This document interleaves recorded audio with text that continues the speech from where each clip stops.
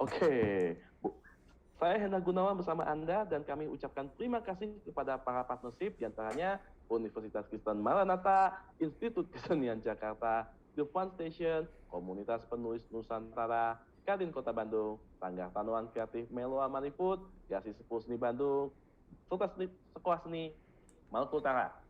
Terima kasih juga kami ucapkan kepada para donatur diantaranya Bapak Sugianto, Bank Mandiri Cabang Muhammad Toha, Bapak Subianto, PT Kowaram Indonesia. Hadirin yang terhormat, sebelum lanjut ke pembahasan utama, kami ingin informasikan bahwa kami mengadakan open donation untuk acara ini. Scan QR code bisa? Silakan hadirin scan pada layar ini.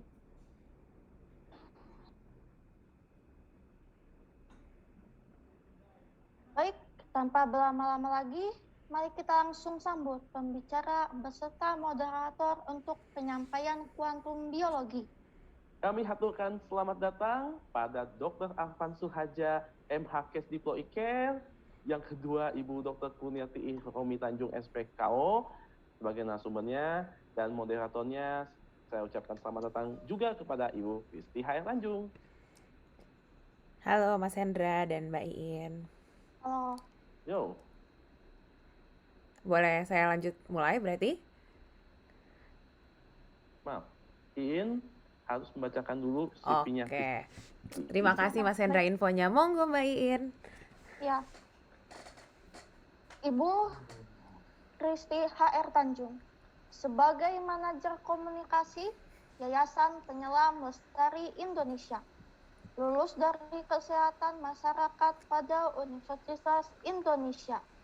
Beliau saat ini menjabat sebagai manajer komunikasi DCA.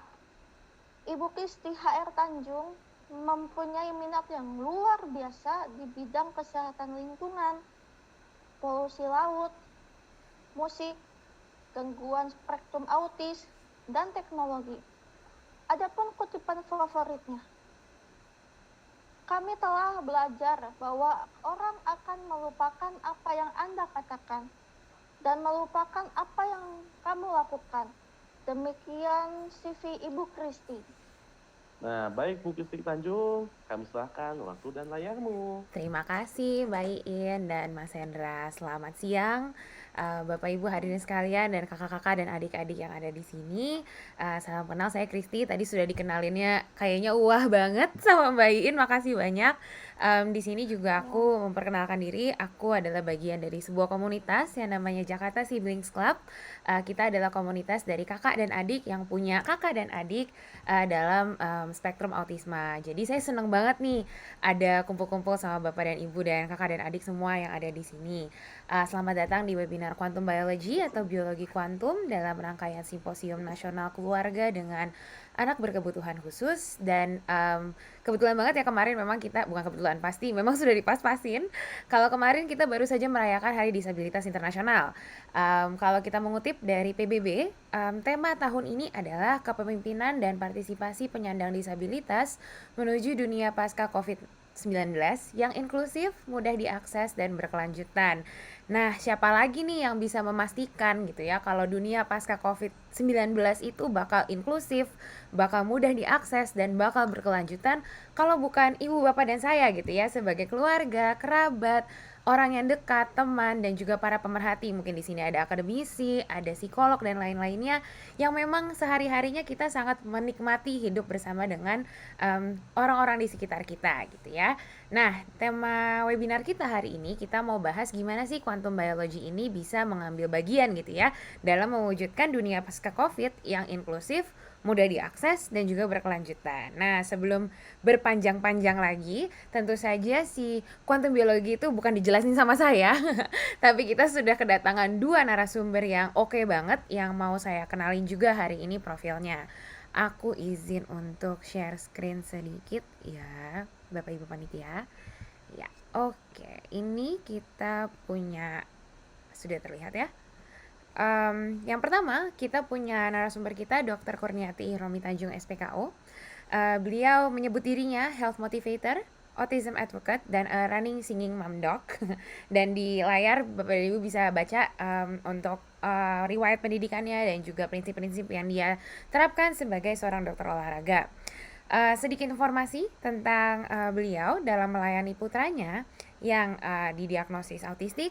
Dokter Nia, akrab dipanggilnya Dokter Nia, menemukan bahwa taking care of parents first atau mengurusin orang tuanya dulu nih adalah hal yang paling penting dikerjakan agar kita, maksudnya orang tua, mampu terus mengiring putra dan putrinya berjalan dalam panggilan masing-masing. Dan pemakaian tools fotobiomodulasi yang pastinya nih ada hubungannya dengan biologi kuantum ini yang terus dia tekuni berupa berbagai patch yang menggunakan gelombang infrared tubuh sendiri sangat menolong kesehatannya dan penurunan stres inflamasi dan stres oksidasi serta menyempurnakan program 5 modifiable lifestyle atau 5 gaya hidup yang dapat kita modif yang memang selama ini sudah digarap oleh Dokter Nia. Nah, berkaca dari program yang dia coba jalankan sendiri dan memberi hasil yang sangat mendorong dirinya, dia saat ini sedang membuat pelatihan yang dia percaya adalah pelatihan yang mendasar untuk setiap orang tua yang dipercayakan oleh Sang Pencipta merawat anak autistik. Training of the Hearts untuk parents dari autistic atau special needs individuals ini sedang berlangsung dan hari ini dia akan share prinsip fotobiomodulasi itu dan juga 5 modifiable lifestyle. Aku izin langsung ngenalin narasumber yang kedua karena nanti presentasinya akan mengalir saja. Yang kedua adalah Dr. Arfan P. Suharja, MHKes Dipel E-Care. Sedikit informasi tentang beliau juga, dia S2 Master Hukum Kesehatan di tahun 2009, tapi ternyata dia juga macam-macam nih, gak cuma dokter, dia adalah quantum physician, dia juga author, penulis, dan dia juga adalah seorang seniman atau artis, karena dia pernah juga menempuh pendidikan lain, yakni sempat 3 tahun di Institut Teknologi Bandung Seni Rupa, dan juga di Unpar dia pernah menempuh pendidikan hukum 2 tahun dan filsafat kelas malam juga.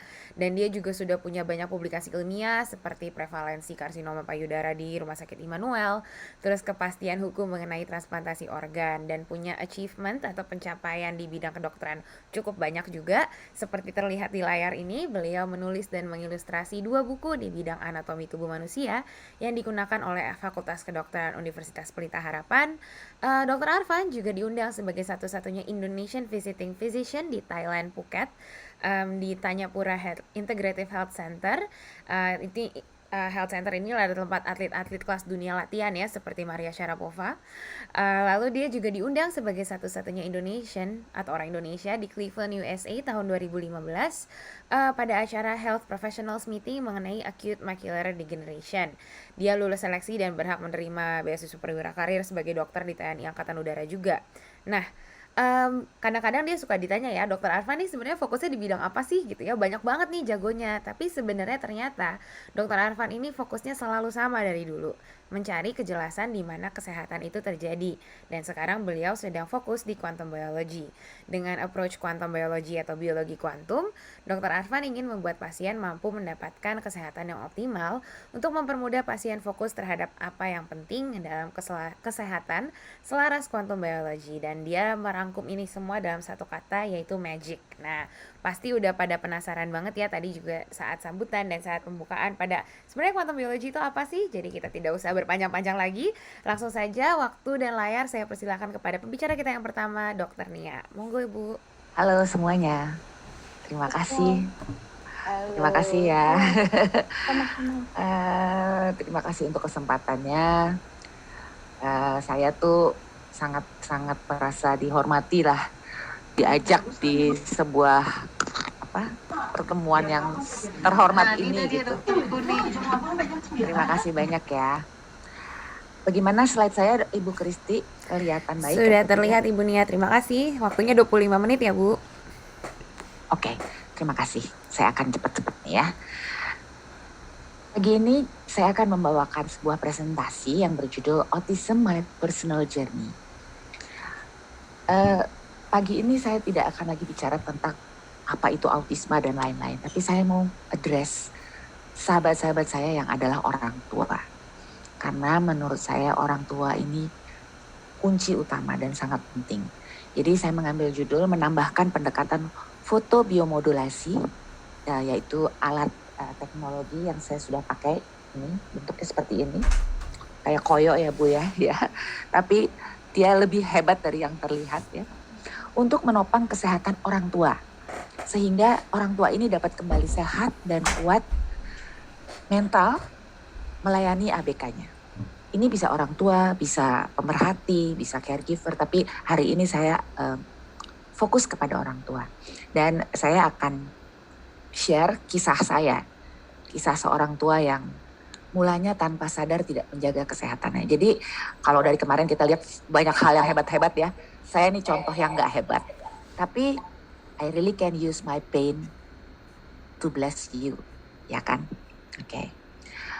Jadi hari ini saya mau mengingatkan. Dari kemarin kita sudah lihat betapa banyak karya-karya yang bagus, betapa banyak upaya yang dikerjakan. Tapi satu hal, selagi kita belum melihat hasil atau menanti kepedulian orang banyak, yang paling amat sangat dibutuhkan adalah sebetulnya kepedulian, kasih, dan cinta dari si orang tua sendiri. Anak-anak kita ini cuma punya satu sebetulnya, orang tua. Karena at the end of the day, terapis, caregiver, penentu kebijaksanaan akan mungkin tidak ada, tapi orang tua selalu ada. Oke? Oleh karena itu saya concern sekali sebagai orang tua dan juga sebagai dokter dan sebagai ibu yang punya anak di spektrum yang paling kiri. Paling kiri anak saya itu masih terus berjuang, masih nonverbal sekarang, dan dia masih punya banyak isu, tapi dia sangat disayangi oleh saya dan seluruh keluarga. Nah jadi gini, saya melihat autisme itu banyak sekali isunya. Dia seperti jatuh di dalam sebuah sumur. Dan banyak dari kita berpikir, oh untuk menolongnya kita lempar tali aja. Lalu kita kasih instruksi dari atas. Tapi apa bisa ya? Kalau kita lihat di sebelah kanan ini, sebenarnya lebih dari yang kita lihat di bawah itu banyak sekali masalah. Jadi bukan anak ini tidak mau mengambil tali itu. Kalau dia mampu, dia pasti akan ambil. Jadi buat saya kurang bijaksana cara ini. Kenapa? Saya melihat banyak sekali di underlying, dan autism itu sering sekali dianggap nakal atau anak ini tidak mau. Tapi di bawah itu sebetulnya banyak sekali hal-hal yang membuat mereka tidak mampu. Banyak yang memikir ini hanya perilaku. Tapi perilaku tersebut sebetulnya didasari oleh banyak hal.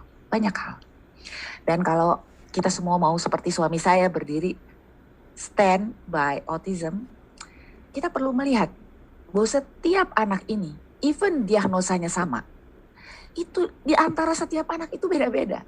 Bahkan kita bisa lihat di dalam anak itu sendiri dari pagi, siang, sore, dan malam itu bisa berbeda-beda.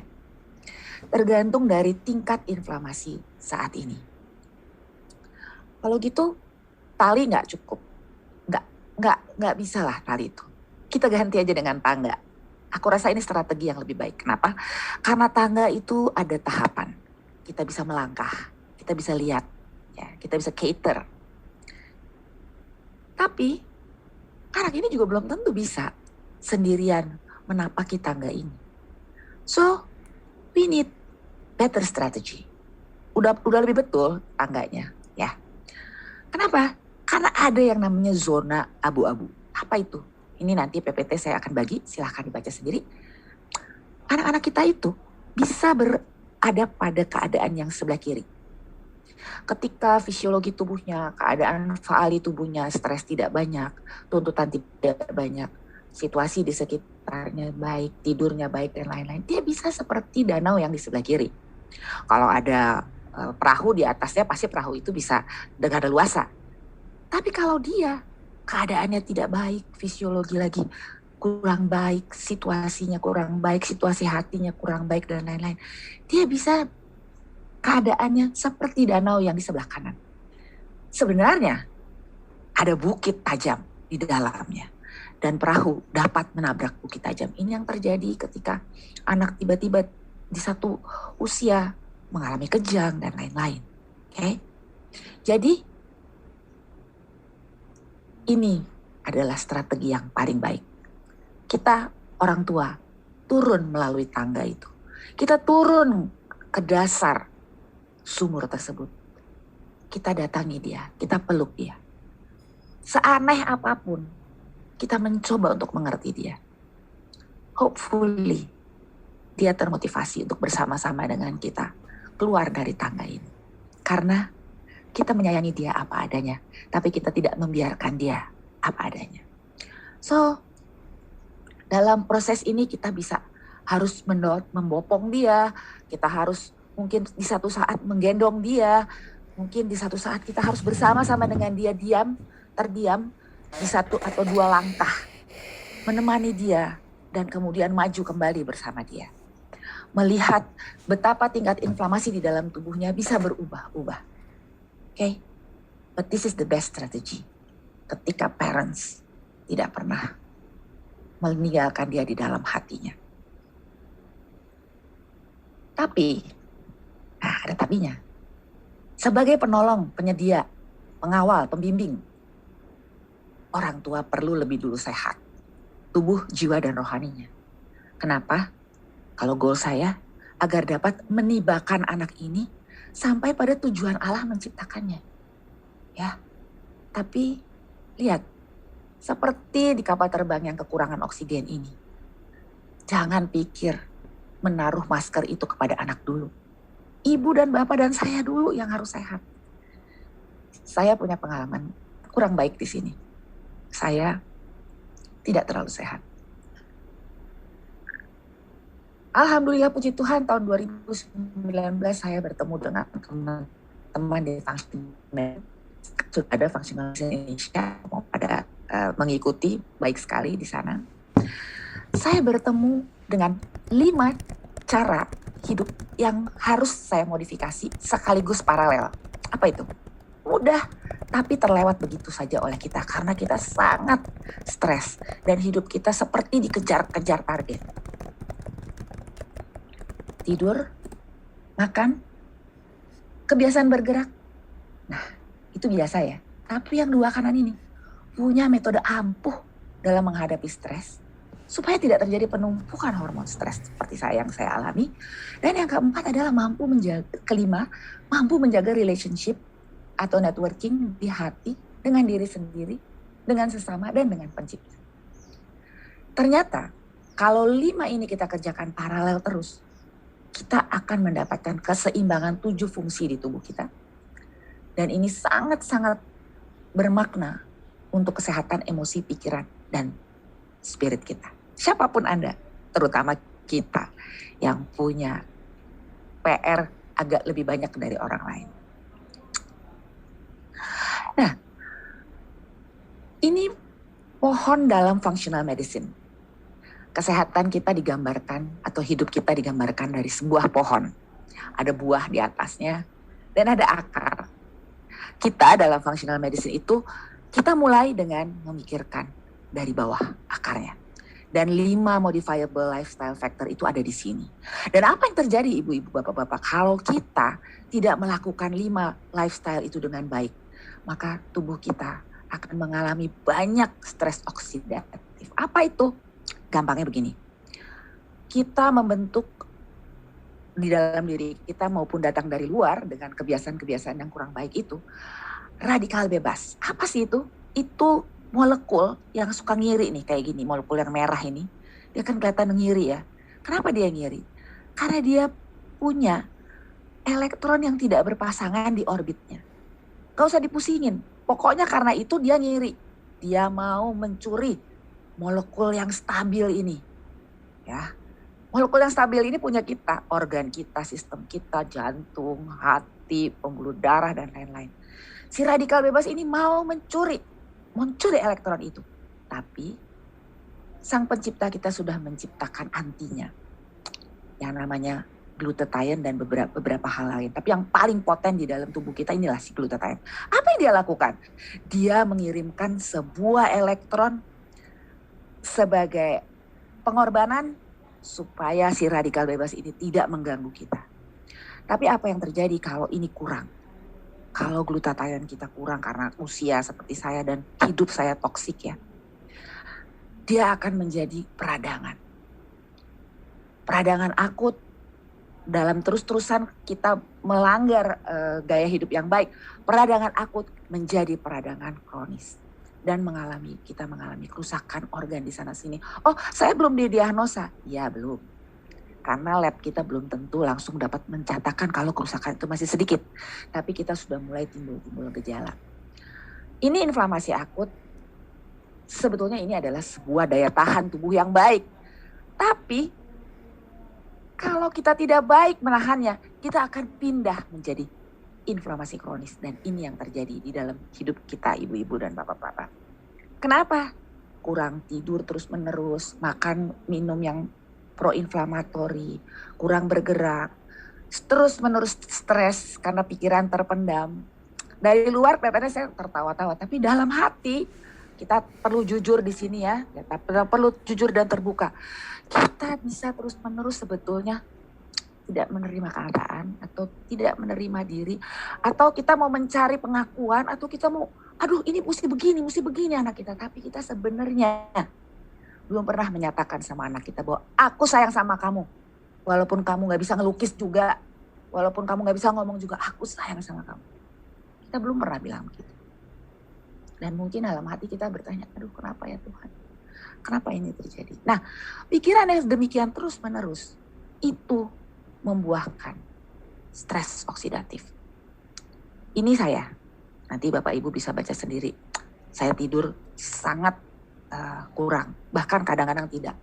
Anak saya bisa, saya bisa jadikan kambing hitam. Saya bilang, oh karena anak autis tuh gak bisa tidur. Tapi kalau dia udah tidur, kita gak langsung tidur. Kita masih ketakutan. Aduh gimana ya nanti kalau gini. Jadi dia udah tidur, kita gak tidur. Ya kan? Kemudian saya kerjain apa aja. Pokoknya asal sibuk gitu loh. Tapi sebenarnya karena hati saya sangat menangisi ini semua. Saya berani mengakui ini kenapa? Karena saya tahu keterbukaan adalah awal dari pemulihan. Saya harap Bapak Ibu akan mengambil waktu untuk terbuka. Ini gaya hidup saya berlangsung 19 tahun. Ternyata Ibu Bapak, saya baru tahu kalau Tuhan itu sudah menciptakan ritma sirkadian. Ritma di sekitar kita. Nanti Dr. Arfan akan bicara lebih banyak. Gak pernah ada satu hari lebih dari 24 jam. Begitulah siklus matahari, begitulah siklus bulan. Tapi yang bikin itu jadi lebih dari 24 jam, dan kita semua yang bekerja sampai malam, tidak mengindahkan waktu tidur. Lihat di kanan Ibu Bapak, apa yang terjadi? Sebenarnya setiap malam kita itu diperbaiki. Sistem imun innate kita yang kita penting sekali perlu untuk zaman COVID ini. Itu di starting dari kira-kira jam 9 itu udah bagus kalau kita tidur. Kemudian ada growth hormone kalau kita tidur dengan lelap. Itu dia mempersiapkan badan kita besok harinya. Kemudian melatonin itu dia membuat punya antioksidan yang besar. Lihat di kanan. Apa yang terjadi pada saya? Iritabilitas. Cepat marah. Bingung. Mikirnya gak beres. Hanya karena kita tidur. Bapak Ibu, ini lagi. Kalau di tomat, lihat bentuknya seperti begitu. Kalau terjadi stres oksidatif. Kalau di sel seperti itu. Kalau di badan kita seperti ini. Belum lagi gaya hidup zaman now. Kita lihat ini semua gaya hidup yang membuatkan oksidatif stres. Radikal bebas keluar oleh karena logam berat, bahan kimia, pestisida, mikroba infeksius, asap rokok. Kita keluar rumah aja menghirup udara kita sudah ledet gas. Bensin kita masih punya timbal. Tapi yang paling tidak bisa kita hindari ini, stres emosi dan psikologis yang terus-menerus melepas radikal bebas. Ini contoh lingkaran setan yang dialami oleh kita semua. Stres, tidak bisa tidur, banyak terjadi oksidasi, mitokondria yang adalah powerhouse dari semua sel, itu nanti Dr. Arfan. Organ di tubuh turun fungsi, kinerja juga gak baik, kita kecewa sama diri sendiri. Kadang-kadang kita bilang, aduh kenapa ini udah diusahakan kok begini-begini aja. Kita gak bisa tidur. Kita juga yang buat. Padahal kalau kita tidur aja sebenarnya, memilih tidur aja, harusnya bisa. Nah, masa sih saya mengalami inflamasi kronis? Baca aja. Siapa yang gak? Oke. Siapa yang nggak nyeri-nyeri tubuh, rasa tidak fit dan lain-lain. Mudah sakit, cenderung alergi. Stres tidak jelas penyebabnya. Takut ini, takut itu. Inilah keadaan-keadaan. Inilah saya. Dengan semua keadaan itu, 3 hal yang saya di atas saya tekankan adalah inflamasi kronis, stres oksidatif yang membuat pengerusakan organ. Saya mungkin katanya ketawa-ketawa, tapi di dalam saya, hati saya persis seperti si jantung ini. Kita nggak boleh seperti ini Bapak Ibu. Karena ternyata hati dan perasaan dan pikiran kita itu adalah sumber motivasi pekerjaan kita. Kalau kita bekerja dengan hati seperti ini, maka hasilnya pasti tidak akan baik. Bulan Juni tahun ini, pada waktu pandemi, saya bertemu dengan Dr. Arfan dan diperkenalkan oleh sepupu saya, dan saya mengucap syukur karena hari itu Tuhan memberikan jalan keluar bagi saya. Sejak hari itu saya pakai teknik ini. Saya nggak bisa ngomong merek dong ya, karena kita nggak lagi bercerita tentang produk. Tapi saya akan ceritakan betapa teknologi ini bukan obat. Teknologi ini sangat menolong saya. Apa sih fotobiomodulasi itu? Gampangnya gini. Kita bukan pakai reaksi kimia, kita pakai reaksi cahaya. Reaksi cahaya. Jadi apa yang dipakai? Di dalam setiap kita itu ada sinar infrared. Gelombang cahaya yang ibu dan bapak nggak bisa lihat. Kecuali kita pakai night device. Ya. Nah, ya ini saya gambar aja. Dengan imajinasi saya ada garis merah itu. Sebenarnya nggak kelihatan. Nah, teknologi yang saya pakai itu berupa seperti koyok ya. Stiker lah kita bilang. Patch. Aku biasanya bilangnya patch. Itu kita taruh di salah satu titik. Saya nggak bisa kasih tunjukin di sini, jadi saya tunjukin di tangan. Kita taruh di sebuah titik akupunktur ya di dalam tubuh kita. Apa yang akan terjadi? Si infrared tadi menabrak patch lalu dikembalikan lagi ke tubuh. Dengan teknologi canggih yang ditemukan oleh David Smith, dia membuat gelombang yang kembali itu berubah panjang gelombangnya sesuai dengan patch yang kita tempelkan, dan dia mampu untuk bilang sama sel kita, hey, produksi A, produksi B, produksi C, tergantung patch-nya. Contoh, di luar sana banyak oksidasi, ada virus dan lain-lain. Badan saya perlu glutathione. Yang tadi itu kan, karena saya udah sangat turun glutathionnya, usia dan gaya hidup. Saya tempel. Badan saya ikut perintah itu. Dia memproduksi glutathione dan bisa sampai 300%. Ada lagi, patch yang bisa bilang, hey, sel, kamu jadi muda lagi, reverse aging. Kamu produksi peptide yang namanya GHK-CU. Ini akan membuat stem selmu muncul dan itu akan mengganti organ-organ saya yang udah rusak. Ibu bapak, dalam waktu nggak sampai 4 minggu, semua fungsi saya membaik. I was so excited. Tadinya saya udah putus asa dan saya pakai ini menjadi alat buat praktek saya. Karena seumur-umur jadi dokter, baru ini saya bisa kayak sulap. Bikin orang bangkit lagi. Oke. Apa yang terjadi? Seperti ini. Hati saya berubah. Tadi hati saya loyo banget. Sekarang hati saya berubah. Apa yang terjadi? Saya mengalami ini. Kualitas tidur naik, kejernihan berpikir naik, dan lain-lain. Ibu bapak bisa baca di sini. Tapi yang paling saya suka adalah saya tidak meminum apa-apa dan gak ada yang masuk ke dalam tubuh saya. Jadi dia bukan obat, dia hanya menopang. Apa yang terjadi? Saya bisa kembali lagi bergembira dan bersemangat untuk memikirkan apa yang mesti dikerjakan lagi bersama-sama dengan anak saya. Karena apa?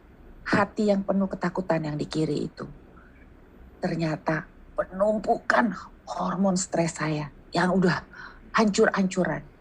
Itu dinasehatin apa juga gak bisa. Harus diturunkan inflamasinya, harus diturunkan stresnya. Secara medis aku bisa turunin dengan alat-alat ini. Baru semua perenungan hati bisa masuk. Dan saya tetap kerja keras, tapi saya kerja keras seperti yang di kanan ini. Basisnya kasih sayang. bukan ketakutan. Apa yang terjadi? Kalau kita secara tidak baik handling stres, maka ada 4 aksis yang akan terkena. Dan yang paling terasa di saya nggak tahu yang orang lain. Ini yang paling bawah, badan kita kerasa nyeri semuanya. Ada trigger finger, saya nggak bisa buka aqua lagi, dan lain-lain. Nah, ini terjadi karena dominasi batang otak saya itu stres. Jadi kinerja korteks saya pun menurun. Dan ini adalah satu-satunya revelation terbesar beberapa tahun lalu yang saya pegang sampai saat ini. Kimball, Decoding Autism, itu menyatakan waktu dia membawakannya di Indonesia bahwa ada riset. Ibu bapak penting banget ini, please dengerin. Kita kan suka bingung, anak kita tantrum, kemarin dengerin ya, ada orang yang membahas tentang tantrum dan lain-lain, mesti begini, mesti begitu. Ternyata paling sering tantrum itu terjadi bukan karena hanya salah makan dan lain-lain, tapi ini. Ketika pikiran dan hati kita tidak keruan, katakanlah kita menangisi atau menyesali atau kesel sama orang itu. Ini hanya di dalam pikiran. Orang yang ada di sekitar anak kita. Dalam waktu kurun 0,08 detik, amigdala anak kita, amigdala itu yang mengurusi emosi negatif, itu menghijack, mengambil emosi negatif bapak ibu yang ada di sekitarnya, menjadi dia punya. Dan kita kadang-kadang bingung, kenapa nih tiba-tiba begini? Asalnya ternyata dari kita ibu bapak. Nah, jadi penting banget buat kita memikirkan 5 modifiable lifestyle factor, dan kalau buat saya fotobiomodulasi. Gimana saya bisa berpikir terang? Coba lihat ibu bapak, dibandingkan suami saya dan anak-anak saya yang lain, saya tidur cuma 4 jam. Saya suka ngemil biskuit karena saya udah cari comfort. Saya suka singit dengan orang, malu atau kesel atau nyiri gitu ya. Dan saya suka takut masa depan. Untungnya tuh suami saya selalu nasehatin saya dengan baik. Nah, perlahan tapi pasti saya menata diri kembali. Saya hidup sesuai dengan ritme sirkadian, ritme alam. Saya pakai patch ini sebagai penopang karena fungsi saya udah pada berantakan. Saya punya tools di tangan 5. Saya start dengan mencoba nih tidur jam 10. Dan lamanya 7 jam. Kadang-kadang berhasil, kadang-kadang tidak. Dan ya, nah, di sini saya melihat juga ada hal-hal yang Dr. Arfan nanti akan ajarkan. Kalau diperhatikan saya sekarang lagi membawakan Zoom di luar. Ya, nanti Dr. Arfan mungkin akan cerita betapa pentingnya. Dan sebisa mungkin saya bekerja di luar, bertemu dengan sinar matahari. Tanpa alas kaki. Bapak Ibu lihat. Mestinya ke tanah sih, tapi kadang-kadang ke konkret. Dan saya gunakan support. Kalau lihat itu ada stiker di kaki. Ada juga sih di dalam tubuh saya ya. Henia, kamu jadi bergantung dong sama patch itu. Aku bergantung pada patch atau aku butuh dari patch. Kita lihat di sebelah kiri. Lah tubuh aku, ketika hatiku sedih, tubuhku lemah. Kenapa? Walaupun aku tahu mesti berdoa, mesti baca Alkitab, mesti segala rupa, tapi rupanya hormon stres dan inflamasi aku begitu menarik ke bawah. Nah, setelah saya topang, dibantu oleh Dr. Arfan dan Mas Bambang, disupport dengan patch-patch, saya terus membaik. Kenapa? Bukan ditambahin obat dari luar, tapi fungsi-fungsi saya yang harusnya baik bekerja jadi baik gitu. Dengan mekanisme cahaya ini. Hebat ya. Memang ini adalah future medicine. Ini bukan zaman sekarang, ini futuristik. Tapi berbahagialah kita hari ini mengetahui bahwa ini ada dan sudah ada di Indonesia. Masalah ya tetap ada, tapi aku punya energi dan kekuatan untuk berhadapan dan menghadapinya. So, udah tinggal dikit slide-nya, Kak Kristi, tenang aja. Ini adalah perjalanan hidup keluarga kami. Dan aku percaya setiap keluarga pasti mengalami bahagia seperti kita. Seperti yang Kristi bilang tadi. Bukan dibuat-buat, tapi mencoba melihat dan memaknai. Seperti kata psikolog yang saya suka kemarin, memaknai hidup ini. Kita ingat sebuah film, Hugo. Dia ngumpet di balik jam yang besar, jam mekanik. Dia lihat jam itu berputar semua sekrup saling berputar, memutar jam itu. Menjadi mesin atas jam itu. Dan Hugo merenung. Jika sebuah jam mekanik kehilangan satu sekrup kecil saja, dia akan berhenti berdetak. Saya waktu itu berpikir, iya, anak saya ini, si Ben, dan anak-anak saya yang lain adalah skrup di dalam hidup saya. Yang kalau dia tidak ada, maka saya berhenti berdetak. Ada seorang anak yang bertanya. Dia anaknya didiagnosa autis, dia ponakan saya, dia udah konsul saya, udah cerita dari A sampai Z. Terus dia nanyanya gini, Tante, mesti gitu-gitu amat ya? Jadi melihat gambar yang tadi itu, lihat gambar yang ini. Mesti gitu-gitu amat ya, Tan? Ini kan gambar si Ben dari mulai kecil sampai gede, dan ini yang sekarang seperti ini. Dan saya masih tetap seperti itu. Aku dengernya bengong pertanyaan ini, tapi aku pikir jawabannya apa sih? Ya apa yang Anda atau kita semua maknai? Anak ini maknanya apa buat kita? Itu yang akan menjawab. Apa belief system Anda? Kalau aku ini, anakku bukan sebuah kesalahan atau sebuah kutuk. Makanya harus gini-gini amat. Ya kan? Anakku diciptakan unik, berbeda, dan istimewa. Amin. Anakku diciptakan dengan tujuan. Gak pernah Tuhan menciptakan dia iseng-iseng. Gak ada. Dan ada juga tujuan itu untuk kita, bukan? Gak pernah sadar kan kalau kita itu kok bisa segini hebatnya ngajarin anak melukis. Seperti Ibu Diana. Seperti yang lainnya. Itu kan sebetulnya waktu kita belum punya anak-anak kita gak tahu loh kalau kita bisa sampai di titik ini. Ya. Lalu, aku sayang sama dia karena aku sayang sama dia. Bukan aku sayang sama dia karena dia bisa main piano, atau dia bisa ngelukis, atau dia bisa mendatangkan uang. Itu bagus.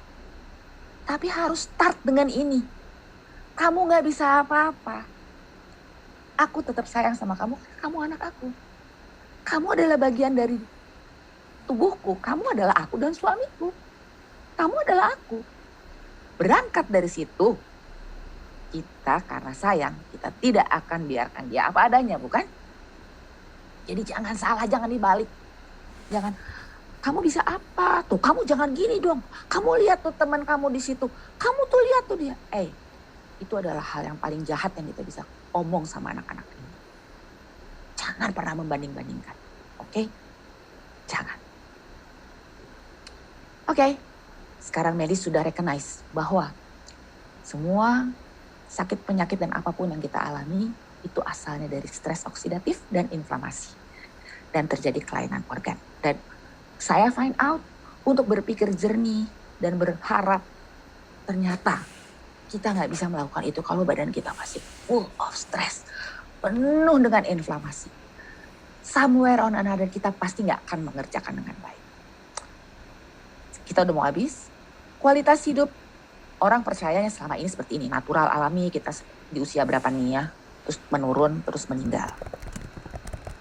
Kalau kita yang punya anak berkebutuhan khusus, kita perlu memikirkan agak berbeda. Karena kita mau tetap berkualitas, menemani dia, menibahkan dia kepada titik di mana Tuhan menciptakan dia. Kita harus reverse. Kita harus ikuti si David. Kalau buat saya ya. Konsepnya David Smith waktu dia menciptakan fotobiomodulasi jenis patch ini. Kita mempertahankan kesehatan sekalipun di usia 35 stem cell kita udah mulai menurun. 60 kayak aku udah lebih jauh lagi turun. Mencegah. Nia, gue masih sehat. Justru di saat ini jangan nunggu mundur. Pikirkan. Tapi inilah saya. Saya sudah pernah mundur. Mulai terasa badan saya turun. Tapi di titik di sini Dr. Arfan dan Mas Bambang mengajak saya untuk naik lagi ke atas. Saya belum sampai ke atas banget sih, masih maintenance. But it's better than nothing, right? Jangan tunggu sampai sesuatu terjadi.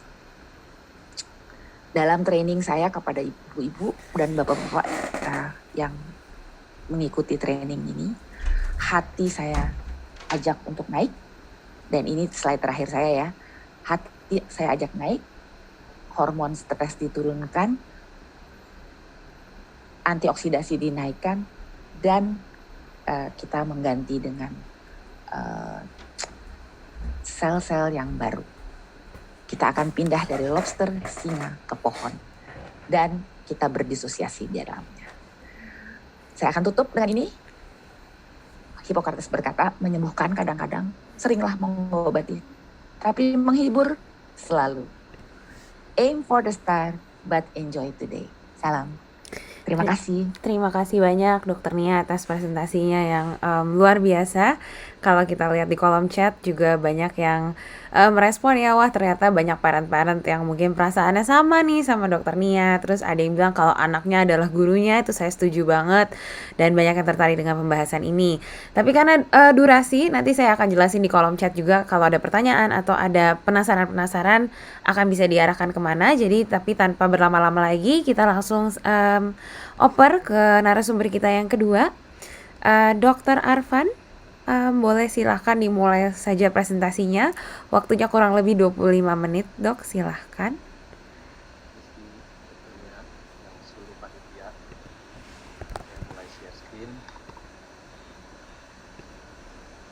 Dokter, suaranya Iya, Dr. Arfan mungkin bisa. Oh ya, Iya, saya mantap. angkat. Ya. Terima kasih banyak, Dok. Silakan. Harus saya angkat ini. Oke.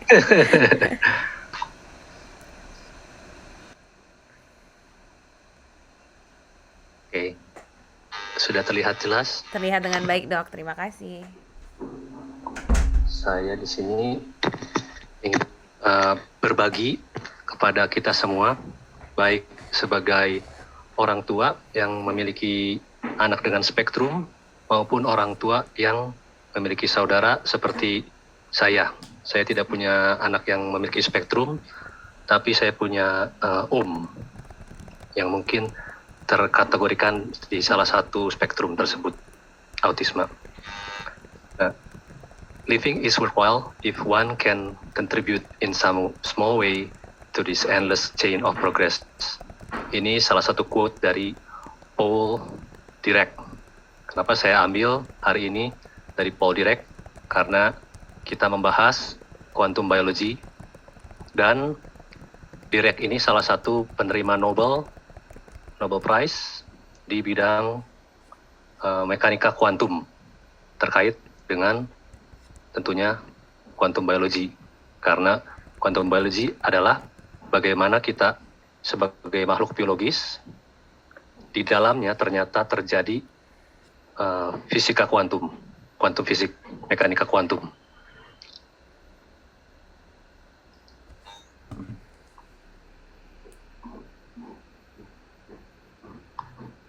Individu spesial atau individu normal.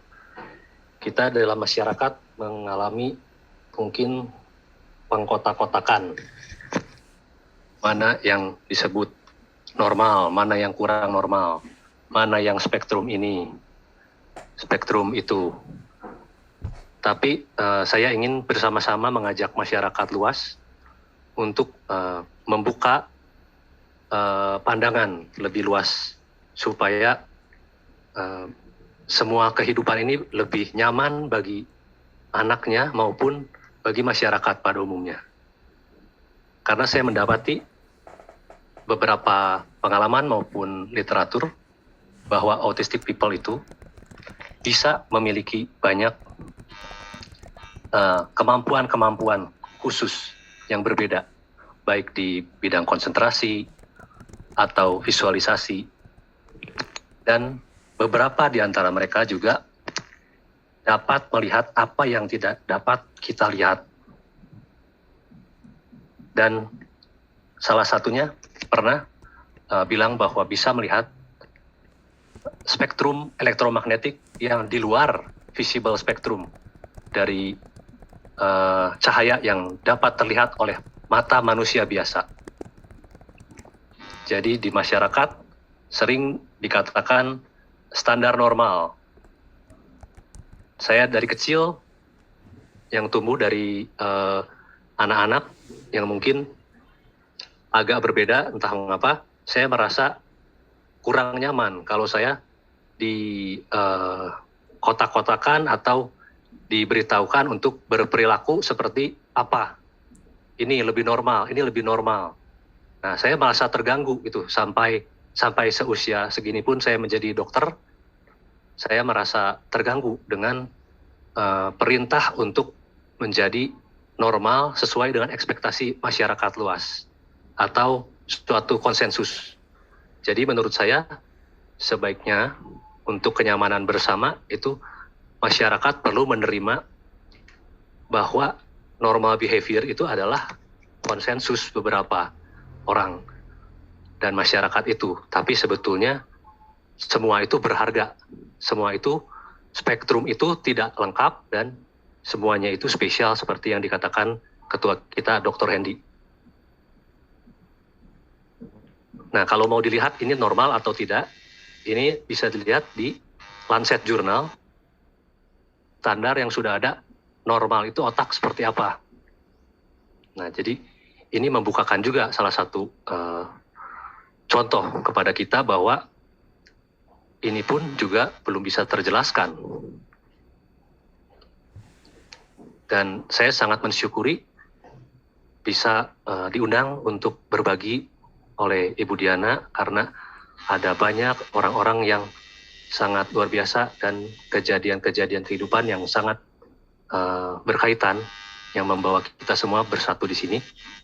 Di antaranya ayah saya, rektor saya waktu di Maranatha Pak Bambang, Ibu Diana sendiri, dan Dr. Nia yang bersama menjadi pembicara di sini. Dan background tadi sudah dibahas oleh Kristi, dan degenerasi dari kesehatan saya sendiri yang membuat saya menyelami dunia quantum biology ini dan berpraktek sebagai quantum physician. Yang paling saya rujuk untuk segala koneksi-koneksinya adalah mentor saya, yaitu neurosurgeon Jack Kruse. Dan fotobiomodulasi yang saya kenalkan ke Dr. Nia ini juga menjadi kaitan kita semua bisa bicara bersama. Nah, quantum biology itu kalau kita mau selami seperti rabbit hole, banyak sekali seluk-beluknya, ada lagi saling berhubungan. Namun supaya lebih mudah kita fokus, kita bisa pakai satu kata ini yaitu magic. Bentuknya M-A-G-I-C. Mitokondria, air, gelombang, interkomunikasi, interpersonal, informasi, curiosity, not konsensus. Jadi inilah 5 hal yang saling berkaitan, yang kalau kita dalami satu persatu, semua berkaitan, dan kalau terus kita dalami, kita akan mengalami kemajuan kesehatan dan perbaikan, bahkan reverse, seperti yang saya alami. Nah, tadi Paul Dirac, dia pemenang Nobel Prize. Kalau kita baca, ternyata Dirac juga dikategorikan sebagai salah satu individu spesial di spektrum autistik. Nah, salah satunya, dia tidak banyak bicara. Beda dengan rekannya, yaitu pemenang Nobel juga, Richard Feynman, yang fisika kuantum juga, yang bisa bicara banyak. Tapi Dirac terkenal, sangat terkenal di dunia dengan kediamannya, tidak mau berkomunikasi banyak. Nah, kenapa topik hari ini berjudul Semua Keluarga Perlu Mengetahui mengenai quantum biology? Karena setiap keluarga pasti seperti dokternya bilang harus memiliki kesehatan yang optimal untuk mengurus semuanya, termasuk anak. Nah, kalau kita lihat kesehatan sebagai contoh saja, ini kesehatan pria. Sebetulnya berkaitan dengan kesehatan wanita juga, tapi ini kesehatan yang saya pakai di slide ini, kesehatan pria.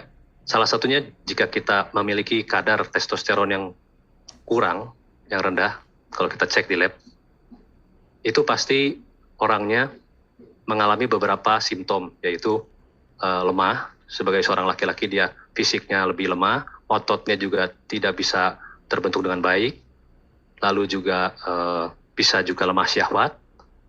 Dan kalau kita cek di lab histologis, bisa mengecil juga si testisnya. Nah, juga kualitas dari spermanya juga berkurang. Nah, ada hal yang menyebabkan ini. Boleh kita refleksi, kira-kira apa yang bisa menyebabkan ini, yang kita tahu.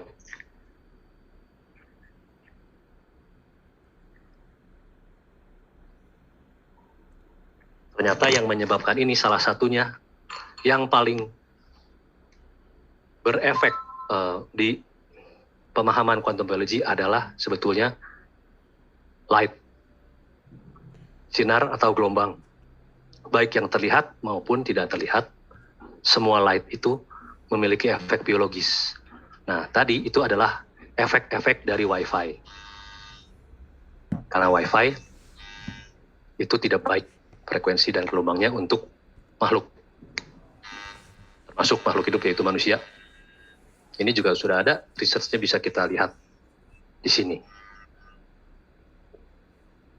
Tapi mungkin jarang dibahas karena ya sponsor tidak banyak mau membahas begini. Bahkan kita bisa bertentangan dengan banyak sponsor. Nah, ini di tahun 71 juga Glasser sudah menulis dari efek EMF atau electromagnetic spectrum itu ditemukan 35 macam neuropsikiatrik dan neurologis efek. Macam, ini bukan 35 orang tapi macam. Jadi jenis-jenis diagnosisnya bisa ditemukan sampai 35 macam. Kegangguan neurologis dan neuropsikiatrik. Termasuk 9 diantaranya gangguan diagnosis berkaitan dengan sistem syaraf pusat. 4 diantaranya dinamakan gangguan dari sistem perifer, otonom, seperti irama jantung, detak jantung, yang otonom. 17 gangguan psikologis. 4 gangguan perilaku dan termasuk EEG. 7 tipe kelainan kromosom. 8 tipe perubahan endokrin dan kematian sel. Jadi ini sudah sebenarnya didokumentasikan apa saja yang bisa dihasilkan dari efek-efek elektromagnetic spektrum. Kalau kita rajin mencarinya, kita bisa menemukan. Tapi ini pasti tertimbun di begitu banyaknya informasi di internet. Nah, ini spektrum yang bisa kita lihat hanya sebagian kecil. Visible light, artinya kan light yang terlihat oleh mata manusia. Di luar spektrum ini, itu semua tidak terlihat oleh kita. Jadi kita mungkin tidak sadar, padahal dua-duanya, baik yang terlihat maupun tidak terlihat, memiliki efek biologis. Dan bukan hanya sedikit, justru seperti tadi saya bilang, light on earth itu kita bergantung dari semua ini. Dan dipengaruhi semua ini. Bergantung artinya terhadap yang baik ya. Kalau yang merusak tentunya ya akan membunuh, merusak. Nah, ini salah satunya yang kita sering dapati normal di rumah sakit adalah pemeriksaan EEG, EKG, pemeriksaan irama jantung ya. Ini kan sebetulnya juga memeriksa dari elektromagnetik signalnya. Tapi anehnya di kedokteran itu sampai sekarang tidak dalam membahas dan mengaitkannya kepada spektrum-spektrum yang tadi saya bicarakan. Jadi hanya memeriksa ini saja, EKG, ECG, EEG, tapi tidak melihat lebih jauh lagi bagaimana efek-efek spektrum di sekitar kita terhadap kita ini, terhadap jantung, terhadap otak. Padahal logikanya sederhana saja. Kalau ini yang kita baca adalah elektromagnetic spektrumnya, signalnya, tentu kita dipengaruhi keadaan elektromagnetic spektrum di salah satu researcher yang kita teliti dalam-dalam adalah salah satunya dari Dia berapa slide kira-kira? researcher mitokondria yang jarang, Makanya itu ini dari Profesor Douglas Wallace. Ternyata banyak common disease yang sampai saat ini 100 tahun kita tidak bisa sembuhkan, tidak bisa mengerti, cannot understand and cure. Padahal itu sudah common, menjadi banyak di sekitar kita. Disordernya neuropsikiatrik, termasuk ini ya, autism, ADHD ya, attention deficit, schizophrenia, bipolar, stress response kita, tadi kita sudah bahas juga stres, Alzheimer, Parkinson, ALS, multiple sclerosis ini autoimun, blindness, deafness.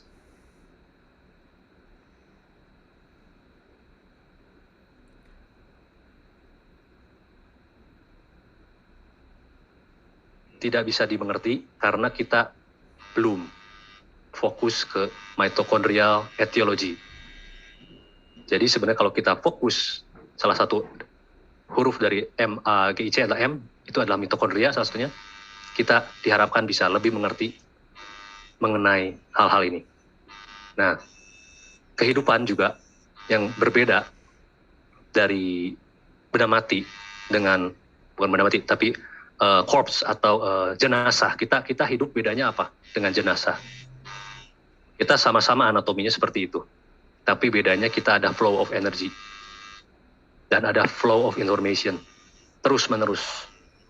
Nah, dua ini, energy dan information, inilah yang kita bisa lihat di quantum biology. Ini yang kita tekankan, ini yang paling mempengaruhi segalanya.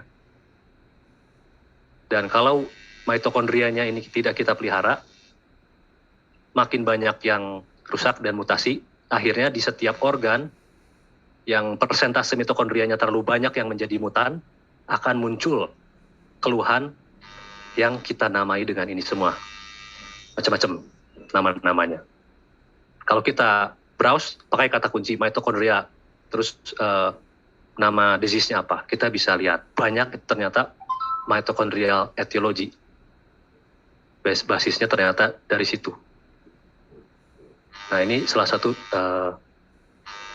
contoh dari yang tercinta rektor saya di waktu saya studi di Maranatha. Beliau, Pak Rektor, saya hubungi kembali setelah sekian lama tidak bertemu.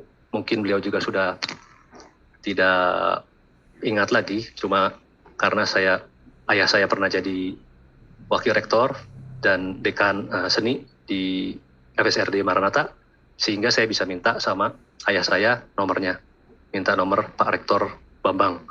Karena apa? Saya ingin ngobrol, karena saya tahu Pak Rektor Bambang itu dari fisika ITB.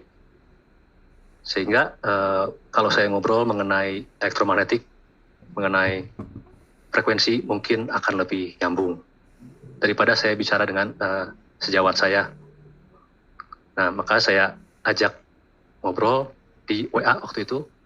Saya cerita sedikit, saya bagi share video, dan Pak Rektor menanggapi, sehingga akhirnya Pak Rektor bisa hilang keluhan dari tremornya. Saya putar sedikit. Yang tremor yang sudah dirasakan sejak tahun 75. Sekarang sudah lebih jauh lagi Pak Rektor stabil dari ini. Pada dulu kalau saya lihat, mungkin setiap Pak Rektor pidato ada pemegang kertas akan bergetar.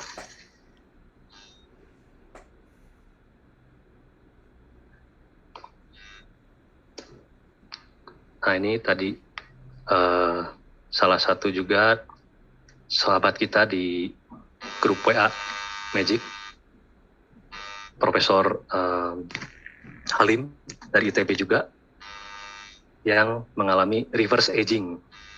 Nah, tadi kan di slide sebelumnya kita lihat di sini sebetulnya aging juga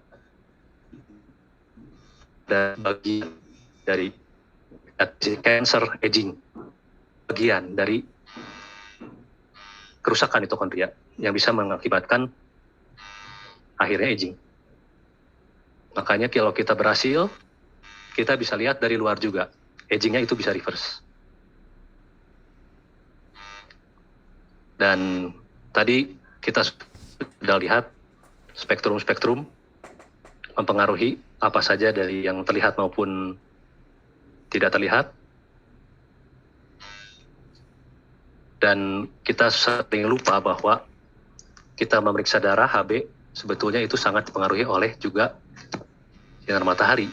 Bagaimana yang kita alami di kulit kita atau mata kita mengalami apa setiap jamnya sehari-hari, itu akan berpengaruh ke angka HB kita. Kalau kita periksa HB, sebetulnya kalau kita sebagai dokter harus bertanya, nomor satu adalah bagaimana paparan sehari-hari, bagaimana environment dia, bagaimana paparan sinar matahari dari jam ke jam. Bagaimana setelah itu juga, setelah matahari terbenam, dia terpapar apa lagi. Wifi, lampu di rumahnya, karena itu akan mempengaruhi angka HB-nya. Gitu. Dari visible dan invisible light. Tadi saya bilang, visible ya lampu-lampu di rumah, visible untuk lihat. Tapi invisible yang tidak bisa kita lihat, seperti Bluetooth, Wi-Fi, dan sebagainya. Karena apa? Karena bukan cuma HB berubah aja, ya, sampai ke penyakit-penyakit yang kita bilang ganas, cancer. Bukan hanya thyroid, tapi seluruh, hampir 99% chronic diseases adalah dari spektrum yang kita izinkan untuk kita alami dari menit ke menit. Ya, ini dari blue light spectrum, itu akan menghasilkan seperti kita tahu adalah radikal bebas dari menit ke menit, dari detik ke detik bahkan. Hanya dari lampu yang memiliki spektrum blue yang isinya tidak seimbang dengan spektrum lainnya, mengakibatkan radikal bebas sehingga tanpa diam di dalam ruangan dengan lampu itu, kita memproduksi terus radikal bebas dan kita pun jatuh sakit tanpa mengerti kenapa kita sakit. Dan kita pun bisa jatuh ke diabetes tanpa mengerti, padahal saya sudah atur makan, kenapa saya diabetes? Karena lampu pun bisa menaikkan gula darah tanpa kita makan apapun. Banyak jurnalnya kita bisa cek. Dan hormon juga dipengaruhi oleh segala spektrum yang diterima oleh mata kita. Orang katarak hormonnya berbeda dengan orang yang tidak katarak. Nah, kaitannya dengan orang yang tidak katarak, semua yang melihat di sini mungkin belum katarak atau tidak katarak. Mengapa kita perlu slide ini? Karena kita selalu dibombardir dengan iklan kacamata atau kontak lens.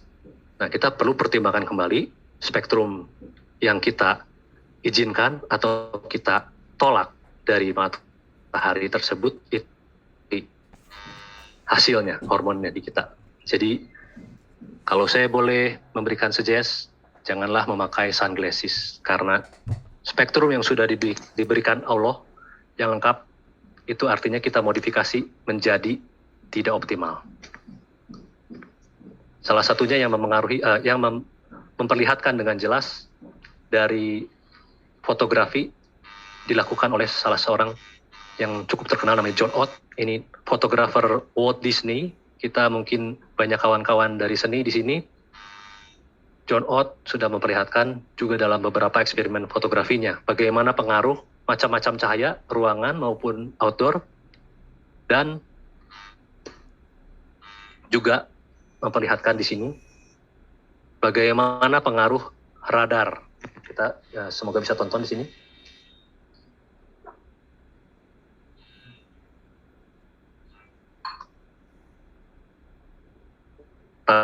Terhadap ada di jarak jauh dari radar di airport. This picture shows some aphids on the leaf of an orange tree, shortly after radar equipment was installed at a nearby airport a number of years ago. Every second, unison, and do sort of a little dance, as you see in the picture. Upon further investigation, I found that the interval of time between the activity of each dance coincided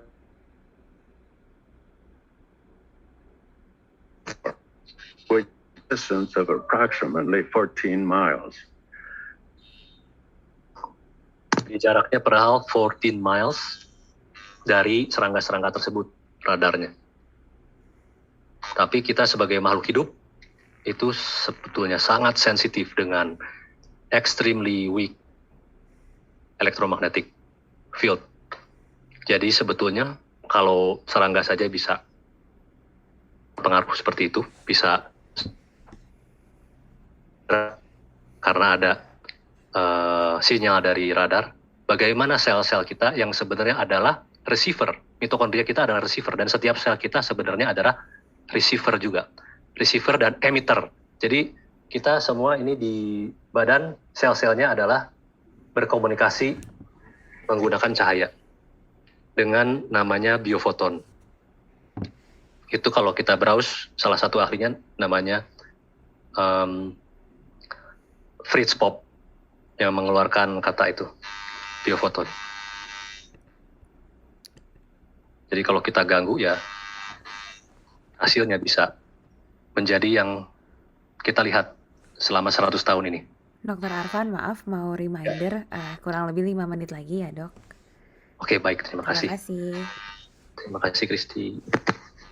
Nah ini tadi yang saya bilang, biofoton, ultraviolet photon emission dari makhluk-makhluk biologis. Itu sebetulnya bisa kita lihat. Dari buku ini kita bisa lihat efek-efek dari teknologi yang tidak menguntungkan buat kita. Ini salah satu juga bisa kita refleksikan dari Albert Schweitzer di zaman dahulu. Bagaimana kanker terbentuk pada komunitas yang tadinya jarang kanker dengan hanya memakai kacamata sunglasses yang dianggapnya lifestyle. Dan sekarang yang dianggap normal adalah suplementasi. Padahal kita bisa lihat di riset ini, UVB itu bisa memodulasi mikrobiom kita di usus supaya kita tidak mendapat inflamasi. Tapi kalau kita suplementasi dengan vitamin D yang sedang marak sekarang, kita tidak mendapat keuntungan dari mikrobiom yang bertambah baik itu.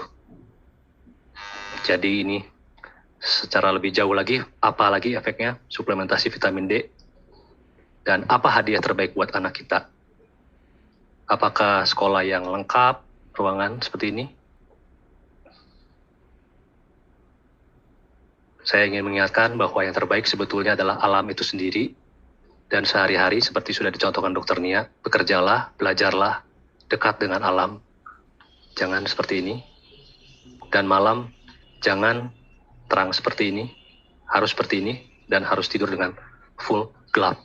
Karena itu ritme itu akan harus dijaga. Tanpa keutuhan ritme, kita akan jatuh sedikit demi sedikit. Dan bermainlah lebih dekat dengan alam. Jangan kita anggap segala yang mewah, kita gedung tinggi, itu lebih baik daripada alam yang kita rusak. Quantum biology kita harus pertimbangkan karena freedom ini harus kita pertahankan. Setiap detik kita bisa mengecek berapa yang kita terima itu sinyal kode terhadap otak kita, pituitari kita untuk mengeluarkan hormon apa, merespon apa, itu bisa kita rusak. Hippocratic Oath pertama adalah first do no harm. Jadi jangan lukai anak kita dengan spektrum yang sebetulnya tidak boleh ada di saat itu, bahkan di saat kapanpun, atau terlebih di saat-saat malam tersebut. Jadi fokuslah pada magic tadi untuk menikmati kesehatan yang optimal. Maka semuanya bisa kita dapatkan kesehatan jantung, imunitas, energi, circadian biology, tidur yang nyaman, autophagy atau yang baik, hormon yang normal, dan sebagainya. Dengan kita atur environment kita. Dan sekali lagi, kita perlu ingat bahwa segala riset, segala science pun rentan terhadap plato allogeneic, karena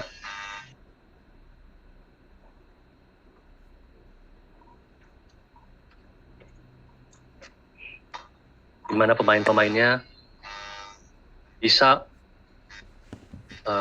memiliki modal yang kuat untuk ditampilkan. Sehingga kita bisa menjadi seperti prisoner, kita tahu sebagian saja, kita pikir itu adalah kebenaran yang ada, realitas yang terlihat di dunia, padahal dunia sesungguhnya yang diberikan Tuhan. Kalau kita bisa keluar, kita mau tahu lebih dari itu, kita mau tahu alam, kita mau pelajari basisnya alam itu seperti apa, koneksinya terhadap manusia. Kita bisa terlepas dari pengkotak-kotakan itu. Pengaturan yang sebetulnya mungkin basisnya adalah keuntungan sang pengatur panggung. Ya, ini bisa siapa saja, kita harus selalu kembali kepada pencipta kita untuk mempelajari kita hidup di alam dari awal, dari makhluk prokariot menjadi eukariot sampai akhirnya menjadi manusia. Bagaimana kita bisa thrive di dunia. Segitu saja pesan saya. Terima kasih. Terima kasih banyak Dr. Arfan dan Dr. Nia atas materinya yang luar biasa, dan seperti tadi sudah kita singgung di awal, karena memang kita terbatas oleh waktu, tentu saja banyak pertanyaan dan keingintahuan yang belum terjawab. Tapi saya juga tahu sih dari tadi Dr. Arfan dan Dr. Nia sepertinya juga sudah jawab-jawab melalui Japri di chat. Tapi saya juga tahu pasti masih banyak yang kepengen tanya dan masih ingin ngobrol lebih banyak. Oleh karena itu tidak perlu takut, karena Dr. Arfan, Dr. Nia dan juga Ibu Diana sangat terbuka untuk menerima pertanyaan dari sesi ini yang bisa dilanjutkan di sesi yang lain gitu ya. Jika Bapak dan Ibu atau rekan-rekan di sini ada yang penasaran, silakan menghubungi Ibu Diana di nomor 081321698555. Nanti bisa di copy paste di kolom chat dan akan diaturin oleh Ibu Diana yang sungguh baik hati untuk membuat mungkin Zoom sesi lanjutan untuk lebih banyak ngobrol-ngobrol, karena mungkin di sini tidak bisa terbahas semuanya karena masih banyak mata acara menarik-menarik setelah ini yang harus kita lanjutkan. Semoga kita semua sebagai keluarga dari individu berkebutuhan khusus bisa terus mendukung mereka dengan berbagai cara yang ada, seperti yang tadi sudah disebut oleh Dr. Nia ya. Karena kita sayang sama mereka, kita menerima mereka apa adanya, tapi justru karena kita sayang sama mereka, kita tidak membiarkan mereka apa adanya. Terima kasih Dr. Nia, Dr. Arfan dan juga seluruh panitia. Saya Kristi sebagai moderator undur diri dan mengembalikan waktu dan layar kepada MC kita hari ini, Mbak Iin dan juga Mas Hendra. Terima kasih. Baik, terima kasih kepada Dr. Arfan dan Dr. Nia Tanjung selaku narasumber dan Ibu Kristi Tanjung selaku moderator.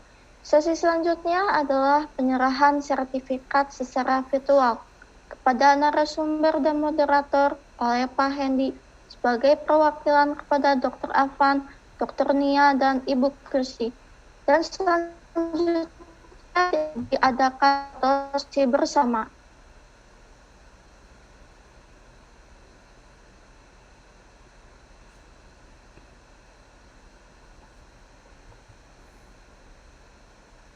Oh, ini Pak Hendy ini belum ada.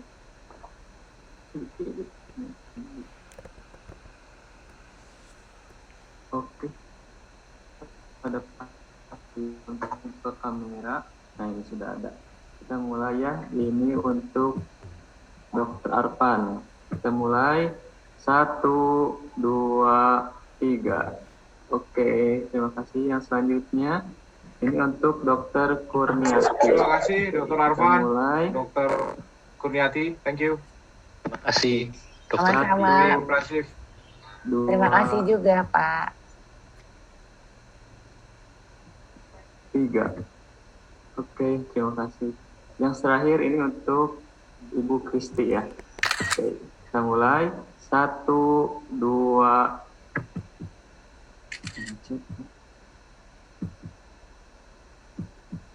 3. Oke, baik, terima kasih semuanya. Oke. Selanjutnya ini untuk Nia foto dan bersama Miss kepada semuanya, mohon untuk membuka kameranya ya.